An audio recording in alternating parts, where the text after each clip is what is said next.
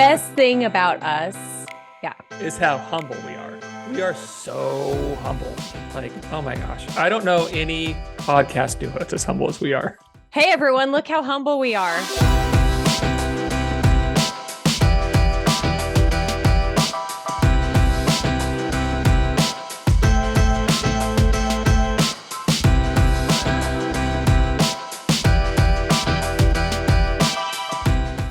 Hello, and welcome to Middleish, the podcast about moderation in all things. I am Michael Gray.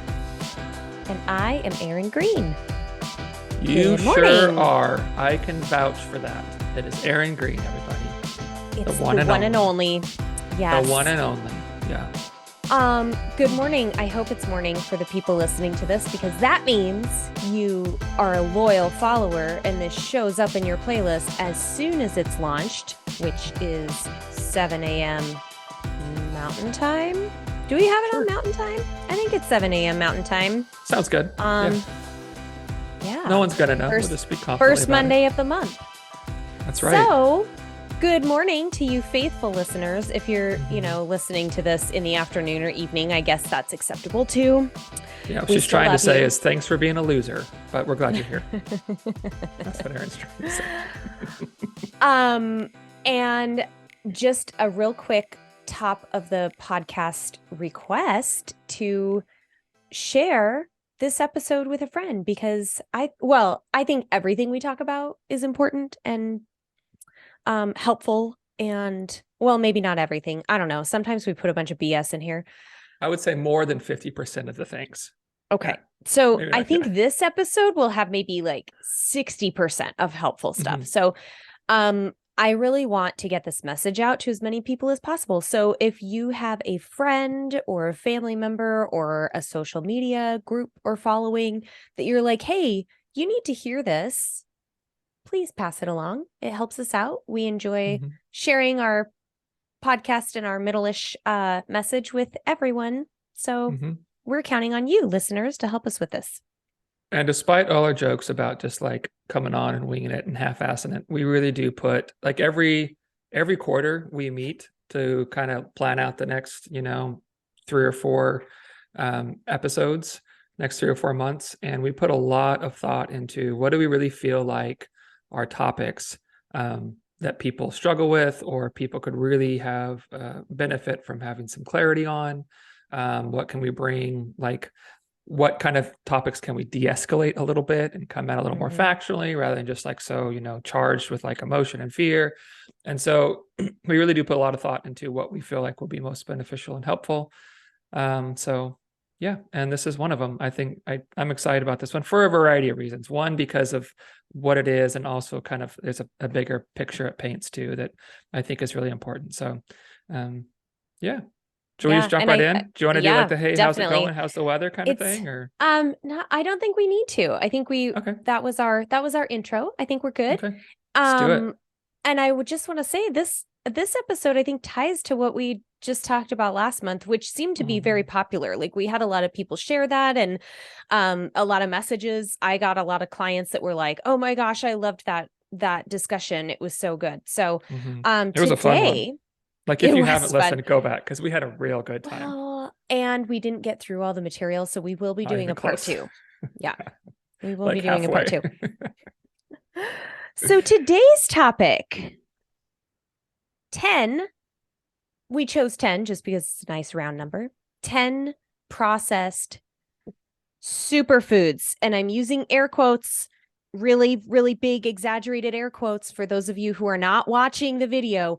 Superfoods is in air quotes because it's kind of a BS term. Not kind of. It's a BS term. There's no definition. No. There's no food. I like to say all foods are super, and put like a hero cape on all foods, and let's just celebrate food in general. So I was going to look up, I meant to do this earlier, but I wonder if there's like some, bullshit guru person out there who like has some sort of definition of what a superfood is like as if there's a lack of bullshit gurus out in the world right now. I thought maybe there would be one. Maybe one. Yeah. You could Google that real quick, I think, and see if there is a bullshit guru spouting I mean, I see the term superfood all the time, and I'll tell you why it's so grating for me. First of all, foods, there's no like single food or single group or collection of foods that are superior to another food. There's so many factors that go into why foods help us with various things, why they help our bodies fight off disease, why they help our bodies digest nutrients effectively, why they help our bodies have energy to go throughout the day, maybe fat to protect our organs and spinal cords. Maybe it's a flavor or like a food memory kind of thing, and that helps our emotional state. Like there's so many reasons why we eat that it's impossible to put foods into these categories that actually like put some superiority on them. And plus, that just feeds into the narrative, this elitist kind of narrative around food that, oh, well, if you're not eating like organically grown kale that's been pissed on by unicorns and grows in a rainforest at the end of a rainbow, then you're not getting the superfood kale. So don't buy the stuff at the grocery store. You've got to go over to like the Amazon and pick the unicorn type. Like it's ridiculous. The ones unicorns have pissed on. Do you think unicorn pee is a rainbow? Yes. I would imagine it's multicolored and probably full of glitter. Has to be. I mean, which is why it grows superfood kale. Right. Yes. Yes. Logical. So the definition I found for superfood is, get this, I mean, talk about elite, a nutrient-rich food considered to be especially beneficial for health and well-being. Okay. So like just about everything. Okay. Sure. Yeah. Pretty vague. Yeah. Okay, cool. So our point in this, well, maybe let's just dive in. We can get to the point later. Let's go. Maybe. Yeah. And let's get some examples. We'll get to the point as we go through this. A little foreplay first. So, number one, and these are in no particular order. These are just the order that Michael and I kind of came up with these ones. But number one is ketchup. Ketchup, folks. And some of you may already know this. Some of you don't. But there is a substance found in tomatoes and some other vegetables and fruits called lycopene. It is a phytonutrient, meaning it's a nutrient we can only find in plants. It's has antioxidant capacity, and so it's really helpful in helping our bodies fight free radicals, which are basically these little particles that fly around in your body and stick to things and wreak havoc. Like I kind of think of them as like kind of little gremlins that are running around in there and, causing problems. So you want something that's going to round up these free radicals and kind of take care of them and clear them from our system. Lycopene is really fantastic for that. Potential improvements in cancer risk, cardiovascular disease, biomarkers. Some studies are finding that areas like sunburn protection and oral health are impacted by lycopene. So, and even mental health. So there's a lot of potential virtues for this. The reason ketchup is a superfood is because it has far more lycopene than just your plain, quote, unprocessed raw tomatoes. Like double. Yeah. And more. I mean, so some of them, so for example, ketchup can contain 9.9 to 13.4 milligrams of lycopene per 100 grams of the food, whereas fresh tomatoes can contain less than 1 milligram to less than 8 milligrams. And so we have like somewhere between 10 and 13 for the ketchup and somewhere between less than 1 to 8 for the tomatoes. So, just a comparison there. And the reason is pretty obvious. If you understand how ketchup is made, the tomatoes are cooked down, they're concentrated, you remove a lot of the water. And so you get this concentration of nutrients, which we will talk more about that as we go through, some of our other foods. But you have that processing is literally what makes ketchup such a powerful lycopene package. Right. Do you like ketchup? Are you a ketchup fan? So do I. I love In ketchup. fact, when I was growing up, my parents tell me stories about how I used to dip my French fries in ketchup and just lick the ketchup off until the fry was completely mushy, soggy, disgusting. And then I'd stick that fry on the side of my plate and grab a fresh fry, and I'd do the same thing. So it was simply a vehicle for the ketchup. Yeah. I realized it's probably like 4 or 5 years ago that, you know what? It's not that I just like ketchup on things. I like ketchup. Like I like the taste of ketchup because I Like, like, would you just gargle with it no, or like no, squeeze it in your mouth? no, I don't pour it in a cup or anything or like a bowl and just like spoon it out. But like Tomato soup on, for the poor right, guy. hamburgers, hot dogs, even like a grilled sandwich, French fries, all that. Like Mm. I just don't like a little ketchup. Like Kathleen, she'll like if we get fries somewhere, she'll have like this little dollop of ketchup for everything, and it's like a little dab. I'm like half a cup because I'm like scooping it, Pour it like on. yeah, I'll put ketchup on my burger and then dip it in ketchup. Like I just like Oh, the taste of ketchup. I like a yeah. sloppy burger covered with ketchup. Yeah, it's Yeah, delicious. I've loved it it ever is. since I And was a kid. it's got that nice acidic kind of, Hmm. strong flavor, like a vinegary kind of flavor. Hmm. Um, Yeah, big fan. yeah. I used to So dip my carrot slices and apple slices in when I was a kid too. And my kids do that every nice. once in a while. They're like, yeah, ketchup. And they I don't love even it. know that they're getting all this lycopene, that they're getting this thing Yeah. that's so awesome for them. They have no idea. It just tastes delicious. Well, and I This think it's garbage funny. processed food. Garbage. That's okay. If you Uh, don't want to eat ketchup, we'll happily take your lycopene sauce and eat it ourselves. right. So here's a funny thing, too. I hear a lot about ketchup and the amount of sugar in it. And Mhm. it drives me crazy because there's not much sugar in ketchup.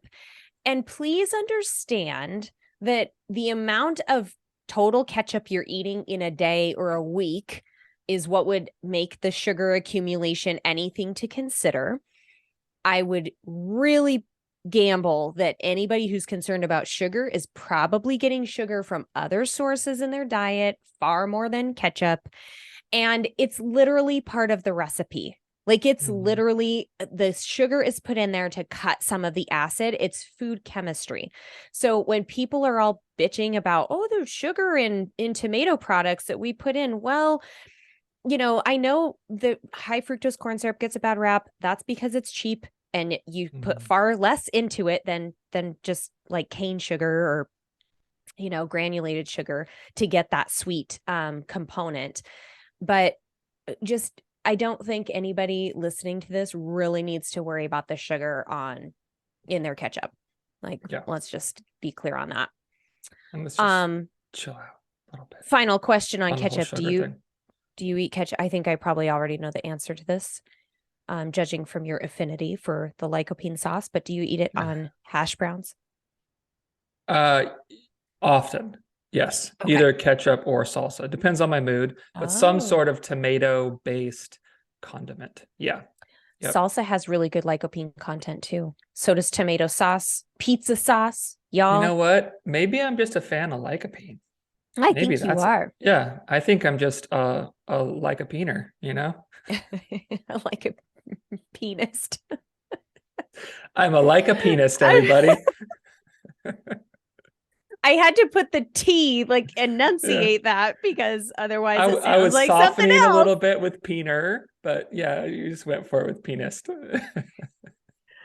Oh, You know what? Okay, we've talked about merch for a long time. How about shirts that say like a like penist? a How about penist. that for all the ketchup fans out Who there? who wouldn't wear that shirt? I I don't mean, know. for I know my real. parents both would, probably to church. Okay, Okay, moving moving on. on. Oh, we're on to a good start. The second processed superfood we're going to talk about today is chocolate. Chocolate. And not those silly little cacao nibs and whatever. I mean, just like chocolate, like milk chocolate, dark chocolate, chocolate, milk, whatever. I mean, there's lots of ways you can enjoy Like chocolate. the chocolate in an M&M, Yes. the chocolate in a Twix bar, the Yeah. chocolate in a Snickers bar, Sure. You're the naming all cho of, yeah, all my faves. yeah. Let's keep going. So we'll Chocolate. No, keep don't. going. So, you guys, Yeah, just straight up. Straight up chocolate. Now, this is Straight up something you chocolate. probably could take the bottle and just squirt it You in your know mouth. what? I like chocolate, but like I could go the rest of my life and not have any and be okay. Like, and if I'm gonna eat something, I'm like if like when the kids have like say Halloween and they have like all the little, the bite-sized bars or whatever, like little bite-sized Hershey ones. Yeah, I'm probably never gonna touch. Not because I don't like it, but I would rather have it like a Twix bar or a Snickers, something like that, M&Ms, even a Reese's, rather than just a chunk of chocolate. Did I just hear you say you could go the rest of your life without eating it and be okay? Yeah, I know. You're dead to me. I just ruined our friendship, didn't I? I know. I think one sentence, we're done. That's all it took. Man, I've been trying So, for 2 years. This is all I had to do. okay, so here you go. Chocolate. One of the things I remember my basic nutrition professor, she ended up being my major professor in college for my master's project. And she used to love to say, chocolate has chromium in it. Chromium is a micronutrient that we need for blood glucose regulation and a number of cell functions.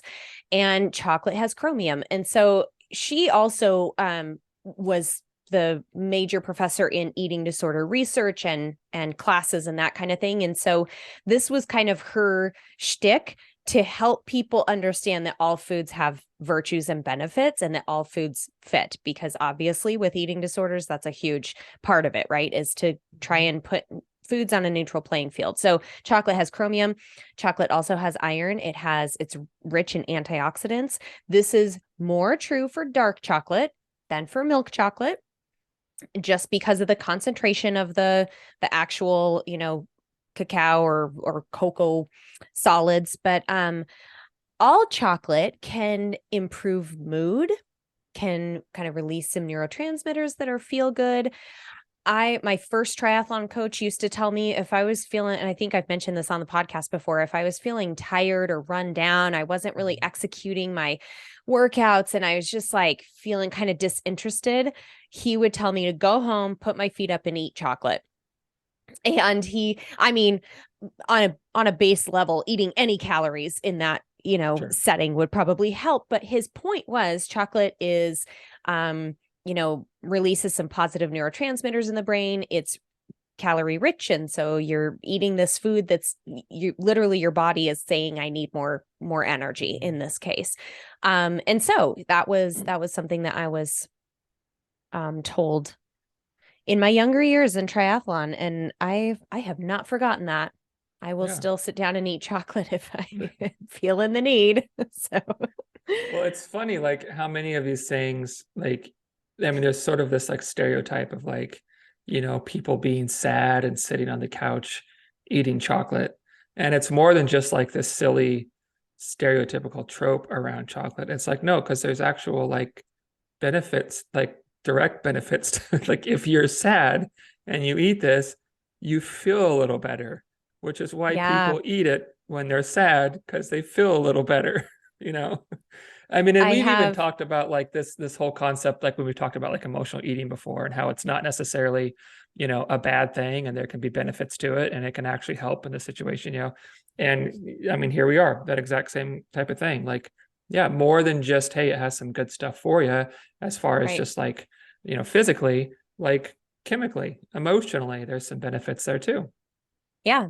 And just to play a little bit of devil's advocate, this is why I don't like grab onto superfoods as like, oh, this is the magic bullet, because Michael and I aren't saying, hey, everybody, only eat chocolate every day and include it in, your breakfast, lunch, dinner, and all your snacks and make everything a chocolate component. What we're saying is it should not be vilified, and you do have to process it to make it edible. I mean, you can't just like go out and eat like the cocoa bean and think that, I mean, you could, but I'd like to see you try it. Might She'd taste like to see you horrible. try. But the whole point here is to just help reiterate that dietary patterns occur with a variety of foods. Nutrients work in synergy with other nutrients, and a food isn't just made up of a single nutrient or a couple nutrients. It's made up Right. of a, conglomerate of nutrients. Right. And that's, I think this, maybe I'm gonna jump the gun a little bit, but I'm going to do it here. So this, because it kind of leads into the point I was going to make earlier, which for me is one of the overarching points of this whole entire episode, is to just really drive home this fact that foods aren't one or the other. Foods aren't black and white, good or bad. There's a spectrum, right? And yeah, we can talk about how ultra processed foods may have some things in them that could be, damaging if they're eaten to excessive amounts and long term and consistently, or they take the place of, things that have like other nutrients or high fiber, or we don't get enough protein. Sure, yeah, we can talk about that, but we don't get to just talk about that, right? We need to talk about that fact that they may have benefits too, even if the benefit isn't strictly nutrition, right? Even if it is, hey, there's comfort here. Hey, there's nostalgia here. Hey, there is just an opportunity to say, I'm going to eat something because I want to eat something, and I'm not going to make myself feel like a piece of shit about it. That is huge. And so this idea that food just isn't one thing or the other, but it's so incredibly complex. And like Aaron said, like they work in synergy together, right? Like it's not just about what you're eating, it's why you're eating it, how you're eating it, when you're eating it, and what it means to you and what it does in the overall picture. Like it's so much more complex than that when we look at a lot of these foods that we're going to talk about today and vilify them, it's stupid. It's a dumb approach. And it's a very unintelligent way and unfair way to look at food that really causes a lot of problems long term for us. So Yeah. that's one of the biggest things I'm excited about this episode with, is just to drive that home that, what, there's value in just about anything you could eat. If you want to focus on negatives, great. We could do that with everything. We really could. I mean, there are people out there vilifying spinach. They don't understand, they're wrong, but we could focus on these things. Right. And if we want to do that, great, you can do that. That's up to you. But one of the things I'm most excited about today is just really drive home this point that, like, it's not in an intelligent or helpful way to approach food. And so we're really going to show you that, there's value in just about everything. So, yep. And just to support some of our points on chocolate, I have linked in the show notes this article from hopkinsmedicine.org that just talks about like some of the different benefits of eating chocolate and enjoying your eating of the chocolate. And so to Michael's point, the stress and angst and criticism that's going on in your brain if you're eating a food that you think you should not be eating is far worse for your health than the actual food. So we'll just put that to rest too. Because I don't have a last thing I'll say, and then we can move on. But I don't remember where I saw this, but I've seen this a few different times. And there is a lot of evidence to suggest that much more so than what we eat on a regular basis or activity levels, chronic stress can be a lot more damaging long term. And I think one of the biggest stressors that we have on a regular basis is around foods, is around, oh, I have to eat these things. Oh, I can't eat those things. Oh, I did eat those things, so now I suck and I'm a bad person, and I've poisoned my family with these toxins. Like, there's so much stress around food, and that alone can have a significant negative impact on your health. Probably a lot more than having some chocolate and some of the other foods we're going to talk about will ever have. So, yep. Agreed. Well put. So next one is cooked quinoa. And quinoa. Did I say that right? Quinoa. Quinoa, whatever. That's a little say it however QAnon. you want. I know. So the reason I put this one in here is because it's an example of, everybody talks about quinoa and how good it is and it's gluten-free and blah, blah, blah. So it's placed on a pedestal. But there's a camp of nutrition, what do I call them? Doofuses. Influencers, doofuses would fit, who are really spouting the negative effects of eating anti-nutrients. So anti-nutrients are compounds found in food, naturally found in different foods that can interfere with the absorption of other nutrients. And so the idea is if you're eating food with an anti-nutrient, you may be absorbing less of some of the other vitamins and minerals in that food because of the anti-nutrient. So anti-nutrients can be, I'm going to say this wrong, glucosinolates, I think, found in broccoli, Brussels sprouts, cabbage, kale, lectins, which are a common one in quinoa, phytates, oxalates, saponins, tannins. So these anti-nutrients do have a real effect on nutrient absorption. But the reason I say cooked quinoa is that you actually break down and deactivate some of those anti-nutrients when you cook the quinoa. So cooked, soaked foods like beans and lentils, sprouted foods, so sprouted breads and different things can deactivate and allow your body to actually absorb the nutrition in that food without the interference of the anti-nutrient.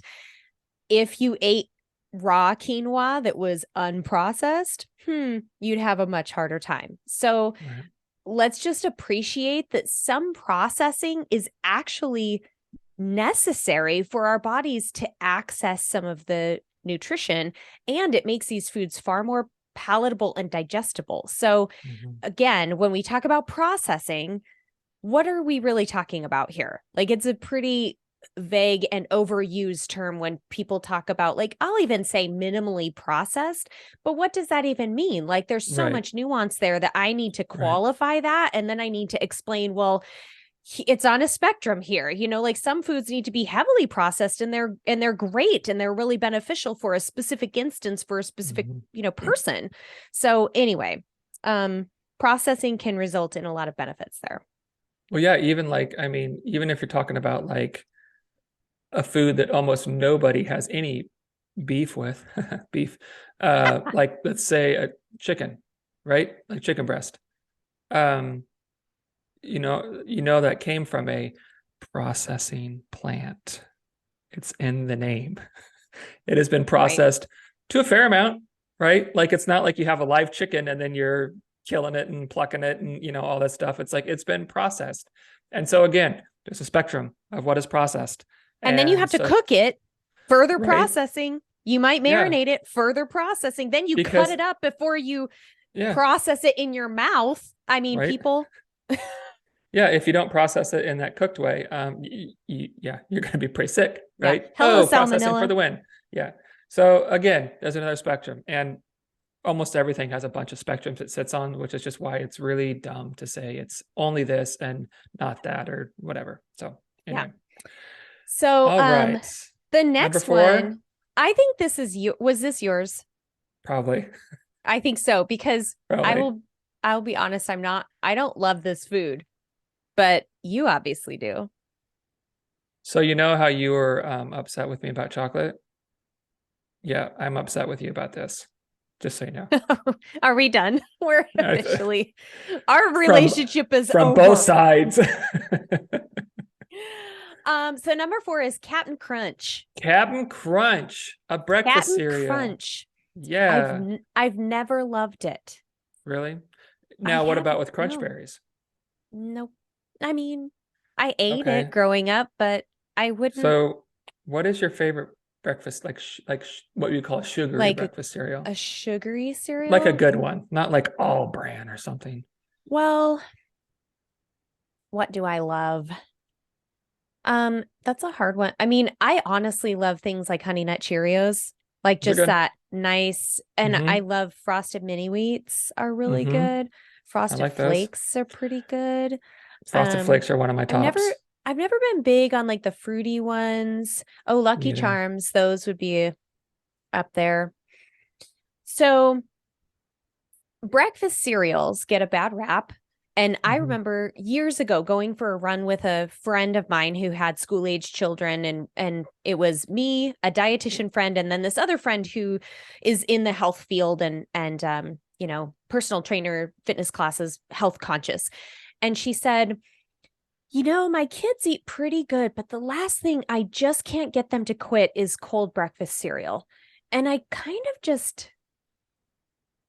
I really grappled with that for the rest Yeah. of the morning. And obviously still today, I think it's been like almost 12 years later. And I'm still kind of like, why is that one so bad? Well, I know people say, oh, the amount of sugar and it's low fiber and all this stuff. Okay, we can have that conversation because those are real concerns. Like it's okay to talk about that stuff.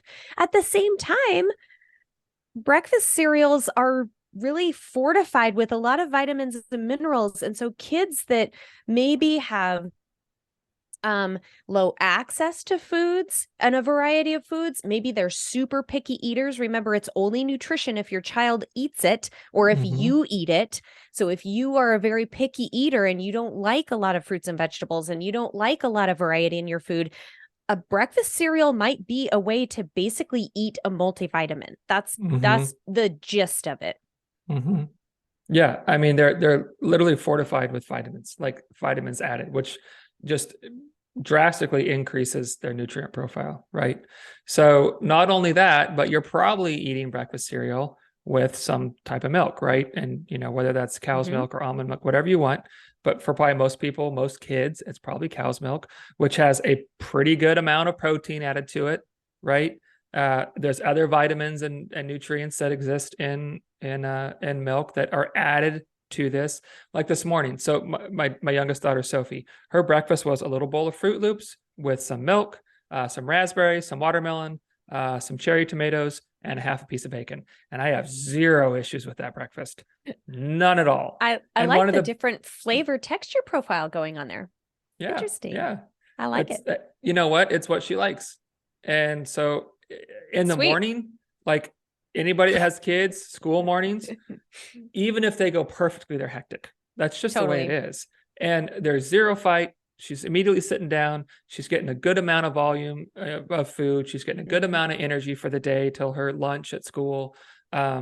She's getting all kinds of different vitamins. She's getting some good protein. She's got some fiber. Like, what's not to like? And you can talk about, oh, well, that sugar content, she's burned through that sugar content by the time she leaves the door. Like, come on. Like kids are like growing at such insane speeds and expending so much energy. Like that stuff's gone. Like, that's just the way it works. So I have no issue with that. No issue with it. Does she have cereal every morning? No, but she does a couple times a week. And I have zero qualms about that at all. Exactly. And if your kid or if you are eating a variety of foods like throughout the day, I doubt you're just eating cold breakfast cereal 3 meals a day for all of the meals and snacks of your entire week. In fact, most people who engage in that kind of behavior would probably get bored of it and tired of it and, might even be seeking nutrition help for other things if that's the case. So I think just putting this into context, and I love your example of like I can just picture like this smorgasbord of like seemingly odd foods. Like, who eats cherry tomatoes for breakfast? Not very many people I've worked with, and I've heard just about every dietary panel. So great. So it's quick and easy and she loves it, Yep. I mean, all I got to do is plop them on the plate. They're already washed. I just got to set them there. Yep. I love it. Yeah. One more thought on the whole sugar debate is like, let's take Sophie's breakfast. So she's got, the cereal, she's got the milk, which I'm assuming might even have some fat in it. If it's cow's milk, it's definitely got protein and vitamins and minerals there. Okay, great. So she's got carbs, fat, protein going on. Plus she's got fat and protein in the bacon. Plus she's got fiber with the different fruits and vegetables. So that meal has a lot of different nutrients going on with it. And the way her body uses the sugar in the cereal is very different than if you were literally just pouring, corn syrup into her throat. Right. So, and that's what people will lead you to believe is that, oh my God, you're poisoning yourself with sugar. And I'm like, no, you're not. You're not. Stop. Yeah. I mean, when you add fiber and you add protein and you add fat, it completely changes how your body metabolizes the entire thing. And so it automatically slows down even a spike in blood sugar really isn't concerning just in general. In specific cases, it can be, but it minimizes that to a whole degree. It slows down the whole digestion process. It makes, the those calories last longer throughout the day. They aren't metabolized as quickly. It completely changes everything. And that's why it's like we're talking about, like, oh, it's breakfast cereal high in sugar. Okay. Yeah. But what does that mean? Because Yeah. just that in and of itself doesn't mean anything. You have to have the context. In what way is it being eaten? How often? For what purpose? Mm-hmm. Like, there's so many things that go into this, and nutrition is so complex that to just say, oh, it's high in sugar, it's bad for you, it's very, very inaccurate. Yep. Yep. So number 5, canned vegetables. And Vegetables. vegetables that are canned. I grew up on canned vegetables. Like, I don't think we even had Same. frozen vegetables very often. And that Yeah. largely was a product of my dad only having very specific foods that he would eat because he was a picky eater. But we lived in a small town. We did not have access to a lot of different foods. My family grew up on a very limited budget, and canned food was available to us, and we didn't have to worry about it going bad. We always knew it was there, so we could have a vegetable with dinner. We already talked about the importance of unlocking certain nutrients, and there's evidence that says that some nutrients are more bioavailable after a food has been cooked, even after foods have been canned. So when people rag on canned fruits and vegetables, it drives me crazy because for all the reasons we've already talked about, like, there's a lot of context needed there. Mm-hmm. Yeah. I mean, we have tomato paste pretty regularly, diced tomatoes pretty regularly, canned green beans, not super often, but somewhat. The girls aren't huge fans of them, so we don't have them a lot. But in a pinch, when you're in a rush for dinner and you can just throw those in the microwave and heat them up real quick, yeah, that's great. Like, there's nothing wrong with that. I know we're talking about canned, but even like frozen stuff, like my girls love frozen edamame. I mean, they'll eat it till they're sick, like it's convenient, it's affordable, it's pretty cheap, and there's nothing wrong with it. And we eat canned vegetables pretty regularly, probably at least a few times a week. And since you brought up frozen, let's just point out that frozen requires quite a bit of processing as well. You have to harvest the food. You might have to peel it. You have to cut it up. You have to clean it. You flash freeze it, meaning like it's picked at the peak of freshness and then flash frozen. A lot of canned goods are also picked at the peak of freshness. And so you're getting like the best, nutrient quality in that food. And sure, different amounts of processing, like cooking foods, we hear people say, oh, you lose nutrients. Well, I mean, vitamin C is probably the main one that you lose when you're cooking vegetables in particular, or if you're canning fruit. But guess what? We get so much vitamin C from just a regular diet. It's so available in the foods we eat that it's not really a concern. I haven't run into any clients in my 15 years of being a dietitian who have scurvy, which is a vitamin C deficiency. So I think we're good. We're good. Training pirates. I do not have any sailors in my client roster. But well, and you know what? Oh, sorry. Go ahead. I was just going to finish up by saying, these foods need processing. Like, frozen foods are processed, canned foods are processed. Like, let's not vilify the processing, because again, that occurs on a spectrum, and there's a whole variety. For the vitamin C lost in canned foods, you have increased access to lutein and lycopene and beta carotene and vitamin K. So yeah. And correct me if I'm wrong, but I mean, if you have like a fresh fruit, isn't like as soon as it's picked, it begins to lose nutrient content, and the less fresh it is, the more it's lost. Isn't that correct? Like an apple that's been off the tree for a week versus 4 weeks has lower nutrient content, or is that inaccurate? That's a good question. That's a good question. I don't know that I have the answer to that. Okay, then ignore that, because listeners don't. I don't listen to Michael. Well, I thought that was the case. I mean, I know that if foods are picked before they reach optimal ripeness, that can affect the nutrient content of the foods. So depending on how far the food has to travel to get to you, which is, I mean, that's a whole nother discussion about our food supply and the fact that we eat pineapples here in Boise, Idaho, and things like that, So I don't know for sure on that one. It's a good question.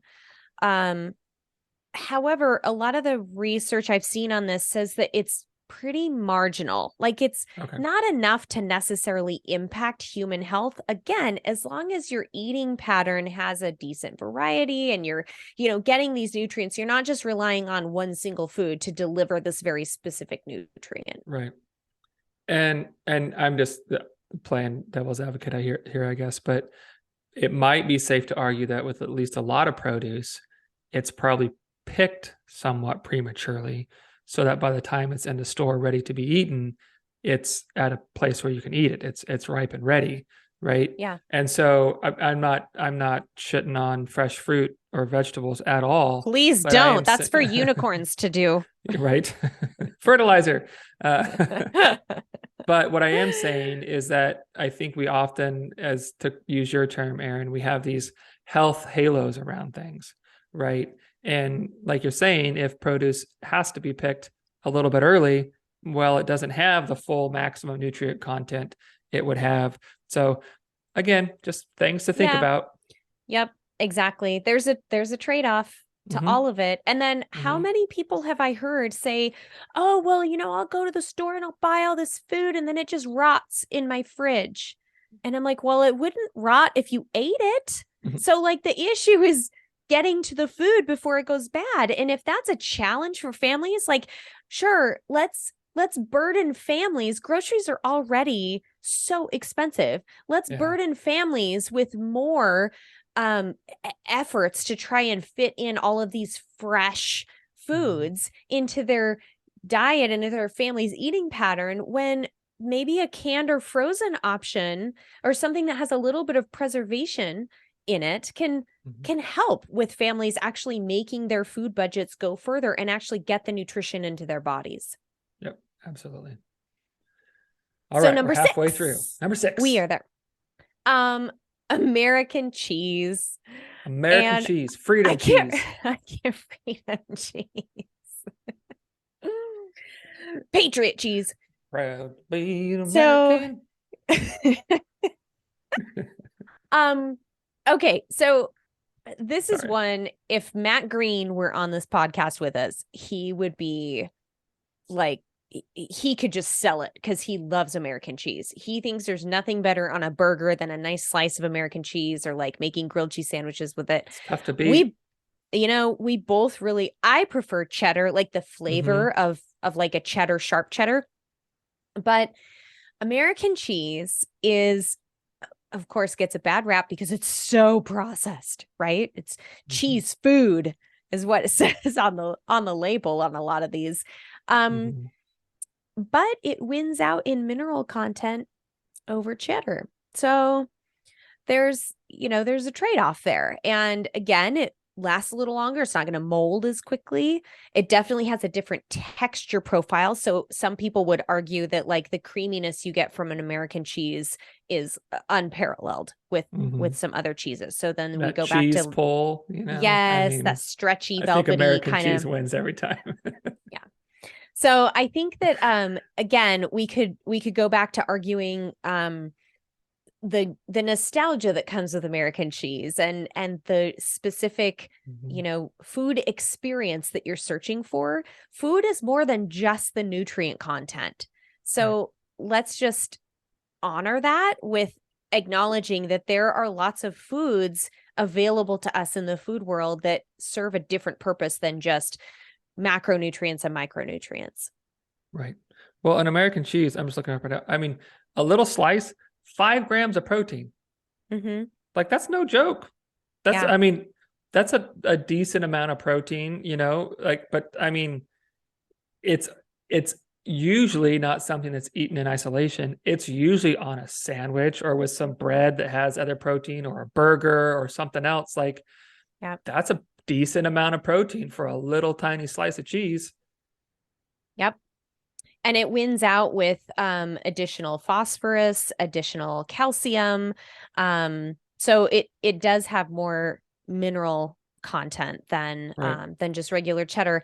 And I do want to point out, so I've talked on here that Matt has Meniere's disease, and part of the treatment for him was going on this very restrictive migraine diet, which we did last winter. We haven't been as restrictive with it now because he's doing better, but he could not have cheese, like any hard cheeses or like aged cheeses.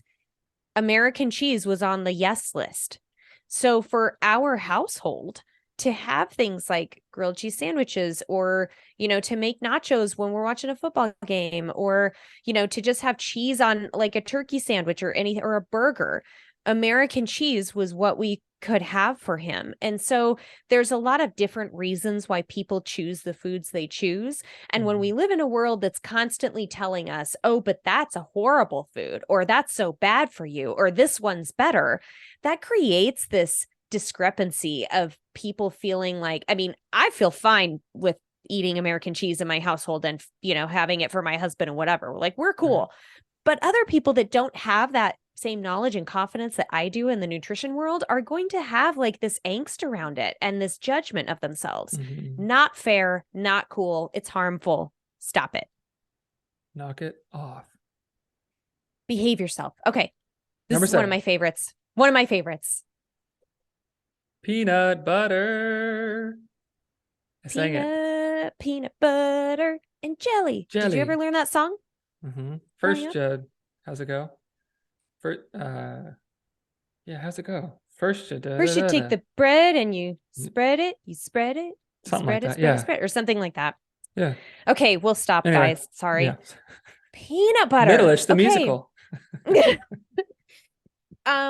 So not only is it just one of the best foods ever known to humankind, you have to process it to get it that way. I don't care if it's the natural kind. Yeah, I don't care if it's just the natural kind that doesn't have the added whatever that people freak out about, which, by the way, is not worth freaking out about. But it has to be processed in a major way. You have to pick the peanuts. You have to shell the peanuts. You have to, roast them in a lot of cases. You have to mash them up. Like, this is a processed food, people. Yeah, significantly. Like, I mean, it's like as processed as it can get. Like, what else can you do to it to like make it more processed? It's basically like the end result of like if you took peanuts and like ate them and digested them, like it's just Here you just go. Mush. Here you go. It's the same thing.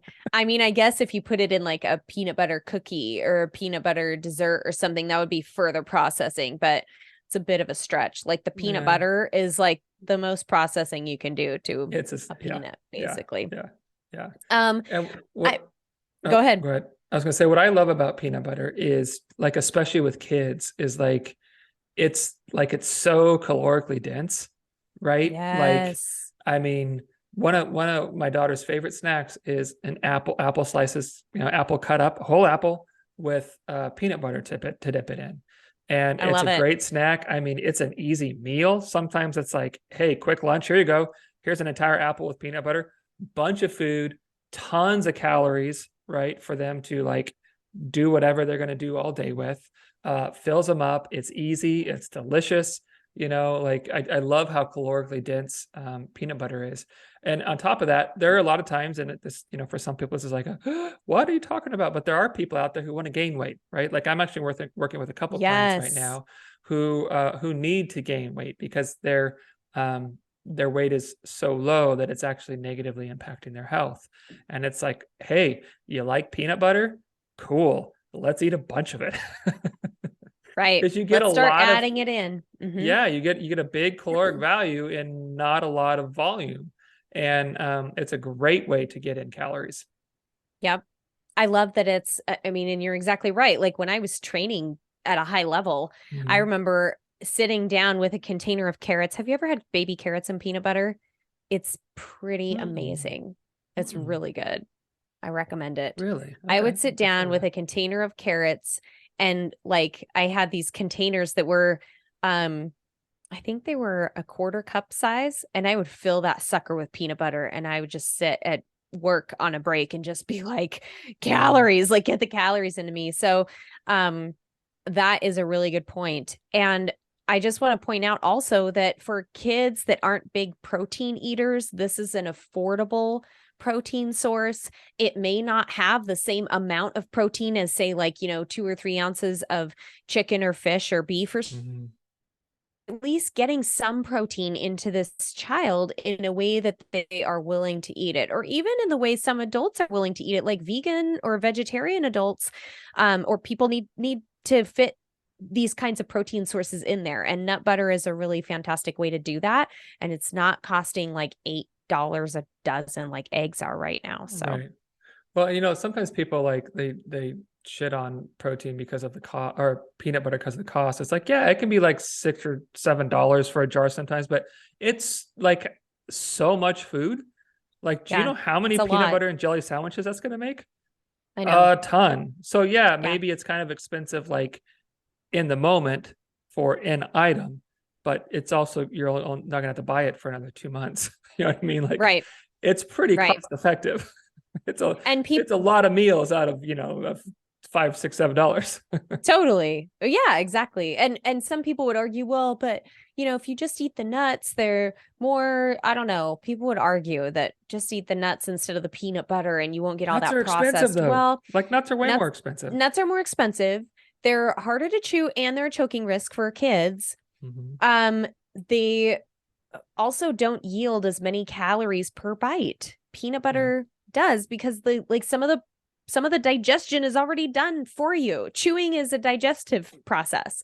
Mm-hmm. So when you're mashing something up, some of that digestion is already done for you and helps the bioavailability of the calories and nutrients in that food. So yeah, I'm a fan of peanut butter. I hope all of our listeners are, or you're out of the club. Just kidding. Unless you're allergic. Unless you're allergic, then And then you're really out of the club. well, there's sun butter, which one of my good friends has an anaphylactic peanut Was that allergy, sunflower and seeds? sunflower seed butter. It's Okay. actually pretty darn good. And it has a similar I bet nutrient it profile. Like is. some of the minerals are a little different in sun butter versus like a nut butter, but I Mhm. mean, overall, and I'm just going to take this time to say that there's no like nut butter that's superior to another. Like, just eat what you like. I say peanut butter in this episode, but cashew butter, almond butter, whatever, the mixed seed and nut butters, like, knock yourself out. Just, You whatever do works you. for you. You do you. Okay. Number 8. We're getting close. Cranberries. And this one, I'm just going to keep it short and say that if you've ever tried just a straight up raw cranberry that has not been sweetened, you will learn very quickly why sweetened dried cranberries are a thing. Yep. I'll make your butthole pucker. It's so sour. Straight through you. They are, yeah, they're, something, but Talk it's just about tart. oh yes. The drying also concentrates the nutrients, removes that water content so they don't go bad. You can store them in your pantry. You can add them so easily to things like bars and cookies and muffins and oatmeal and salads and whatever. Mhm. They have a really high antioxidant content. And so when we're talking about nutrients, cranberries have a lot to offer. And again, people get freaked out about, oh, but they have sugar added to them and, oh, they're so highly processed. Well, guess what, genius? Go try and eat a raw cranberry and then come back to me and tell me if you're willing to eat that, regularly. Why are you laughing at me? Just the combination of that impersonation of those people and then your sass. Guess what, genius? Oh, but the sugar. Guess what, genius? I just really enjoyed that. That's all. That's a fun little bit, Aaron. I'm glad. Sorry. Didn't mean to derail you. No, that's okay. Yeah. Happy Yeah. to entertain. That's why I'm right. here. Okay, number 9. So this was one you put in. Do you want to go for it? Yeah, I added a couple just like from a parental standpoint, kind of specifically. So Lunchables. I'm thinking, so there's different sizes of Lunchables. Some have like, the little mini pizzas and sandwiches. Usually what I get are like the ones that have like some crackers and meat and cheese and a little snack, like a little Hershey Kisses or Oreo or something in them. And the reason I get those is because I like to add to them, like, some Well, here, like today. Okay, so Sophie took a Lunchable today, right? So there was like some turkey, some cheddar or American cheese, some little like Ritz type crackers, and I think an Oreo cookie. Okay, so in that Lunchable, I looked at the nutrition facts before she took it. 11 grams of protein. That's pretty That's solid, pretty good. right? Yeah. I mean, she's getting 10% of her calcium and her iron, 8% of her potassium. She's got a gram of fiber, not a huge amount, but it's something, right? And then on top of that, like we're adding to it, she took some carrots with hummus and cherry tomatoes. Excellent lunch, superb lunch. It's ultra processed, right? Like it's even in a little wrapper. You got to unpeel the package. Like it's as processed as we can think of. But I have no bones about that because one, she's going to have the energy she needs to get through the day. She's got a really good amount of protein, and she's not only eating that, right? Yes. And then number 10, I just threw this on there, frozen chicken noodle soup. So not like frozen in the freezer, but frozen like the Disney movie, right? Like the frozen characters, Oh, chicken I noodle get soup. it. Yeah. One, she's 6 and she loves frozen. So it's super fun to get to She'll eat see it on the frozen. label and she'll eat it. Yeah. Yeah. And it's super fun, right? So it has a good distribution of macros. We've got 2 grams of fat, 8 grams of carbs, 3 grams of protein. It's pretty diverse as that goes. No added sugars. And it's concentrated, right? Or condensed. So you're adding water to it. So she eats a can of soup. She's getting like 2.5 cups of water, like just a bunch of water thrown in there, right? And guess what? Water's good for hydration. Yes. Right? Yes. Surprise. Like, yeah. So again, and then Water and sodium, by the way. Water right. and sodium. Good for hydration. Yeah. Yes, not just water. Yeah. But then a lot of times I'll make like a grilled cheese with American cheese for her. So we're getting another, processed superfood in there. Yeah. So those are my 2, just threw in real quick. But No, I know we're kind of getting long. So no, I love those. And I think it's just, it drives home the idea of this entire podcast, which is number one, all foods are processed in some form or another. Okay. So let's just, qualify that when we talk about minimally processed or less processing, like let's qualify what we're really after here. And let's not put everything on this either or, it's either on a pedestal or it's like dirt on the floor and you're not supposed to eat it and it poisoning you. I mean, it goes right along. Oh God, It goes right along with our topic last week of that's just like fear mongering that's unnecessary and it's unhelpful in today's food world where people, busy families, tight budgets, picky eaters, special nutrient concerns, active athletes that need this processed stuff to actually be like efficient with eating their calories and getting enough in. Like, let's just stop with this and recognize that all foods have virtues. And, there's no need to fear or vilify certain foods. So, and as you mentioned earlier, like those virtues aren't necessarily just the nutrients they have in them. Right. There's a bunch of other ways that food plays important roles in our lives. And it's really important that we take all of those into consideration. Yeah. All right. You got a meaning in the mundane? Oh boy. I didn't chamber one. Go ahead and I'll come up with I'm one. prepared, Erin. Okay. Good job. I can't tell you guys how difficult it is to work with such a slacker. He's kidding. Sarcasm. Sarcasm. Mine was just 2 days ago, actually. It was in the morning. I was getting Sophie's breakfast ready. I think I was cooking eggs. I don't know, something. And I walked with my cup of coffee from the kitchen into the dining room to open the blinds. And the front of our house, the sun rises like right over the neighbors across the street and kind of comes in like the front of our house and the window on our door and stuff in the morning. And as long as it's not hot out, it's usually pretty nice.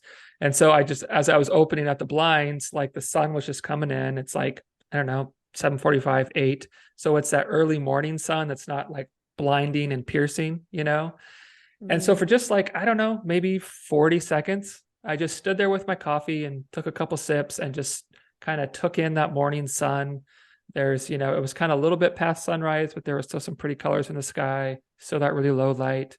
And just had like this quick little mini retreat as a parent before it was like off to the races. And I was just, you know, a couple sips of coffee and thought, this is a nice little moment.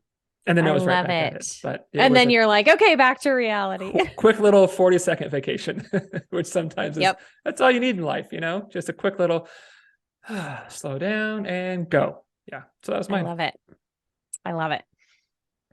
I think I'm going to go ahead. This one is a little more on the serious side. So on Monday, I had just kind of a hellacious day. I didn't sleep well. Like shit hit the fan from 9 a.m. onward. It just was like not jiving. And I reached this point in early afternoon, like Matt and I will usually like text each other at least once in the day just for random things, you know. But he was having a day, like a hell of a day. And I was having a hell of a day. And I just randomly texted him and said, you know, we were kind of talking about something else. And I just said, like, I feel so overwhelmed. I think I'm going to cry. And I meant it. But as soon as I was typing it, the tears start coming. And I was just like, okay, here it comes, which is really feels good sometimes. You just have to let your body process it. And he immediately calls me. And I knew he already had his hands full at work and he was busy with his shit, but he knew that he could at least talk me through it and at least show that he cared and that he was there for me and just be like, okay, you know, what's going on? Can I help? Like just a quick little 5-minute phone call to let me know that he cared and that this was important to be there for me when I'm having this moment and to know that like everything else is going to sort itself out. Like we can, you know, that was really meaningful for me to just have that, like that kind of lifeline of just, you know, knowing that he's there and knowing that he's got my back and knowing that he cares enough to set aside his shitstorm of a day for a quick little 5-minute phone call when I needed it in that moment was really, really important. So. Oh, nice. Good job, Matt. Go, Matt. Go, Matt. Go, Matt. Yeah. All right. Well, thanks everybody. Yeah. I want to give a special listening. shout out to my fellow lycopenists. You know, we got a band together. That's going on a shirt. All right. Thanks, everybody. All right. Okay. Have a good day.